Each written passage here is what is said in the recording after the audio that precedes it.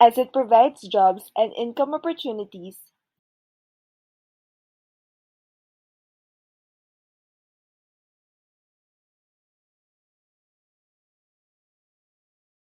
The informal sector is a fundamental component of many developing countries. It plays an important and controversial role as it provides jobs and income opportunities in both rural and urban areas. This represents a relatively large population of gross domestic product in the developing nations. People who work here do not declare their income and pay no taxes. The sector includes illegal activity, construction work, flea markets, street vendors, and more firms that are rarely registered, cash-based, no tax, and usually do not have formal arrangements with employees.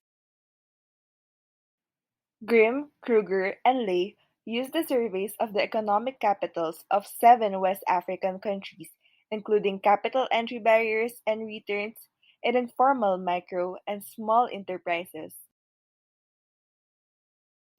They found that vast majority of these enterprises consist of self-employed owner who tend to have very little to no education, and about half of them are female. These firms operate with little to no capital. A minority of firms have relatively high capital and are owned by entrepreneurs who tend to be much educated. One interesting feature is that minimum wage have a positive effect on wages in the informal sector, where labor norms are not ensured. In some countries, the minimum wage has a bigger impact on the informal sector rather than the formal sector. This is called the lighthouse effect. In an African context, a survey was made to study labor allocation and returns to education. They find that people with high levels of education allocate to the small formal sector, while less educated workers allocate to the small informal sector.